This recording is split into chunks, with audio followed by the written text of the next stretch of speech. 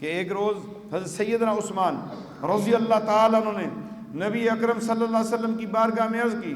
یا رسول اللہ صلی اللہ تعالیٰ علیہ وآلہ وسلم، اپنے دوستوں سمیت میرے گھر تشریف لائیے، جو میسر ہو تناول فرمائیے۔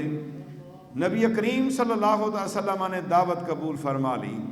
اور جب آپ صلی اللہ علیہ وسلم صحابہ اکرام علیہم رضوان کے ساتھ حضرت سیدنا عثمان رضی اللہ تعالیٰ عنہ کے گھر روانہ ہوئے تو حضرت سیدنا عثمان رضی اللہ تعالیٰ عنہ آپ صلی اللہ علیہ وسلم کے پیچھے چلتے ہوئے آپ صلی اللہ علیہ وسلم کے قدم مبارک گننے لگے،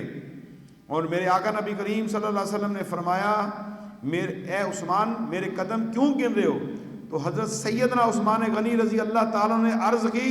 یا رسول اللہ صلی اللہ علیہ وسلم، میرے ماں باپ آپ پر قربان ہو جائیں، میں چاہتا ہوں کہ آپ صلی اللہ علیہ وسلم کی تعظیم و توقیر کی خاطر آپ کے ہر قدم کے بدلے ایک غلام آزاد کر دوں۔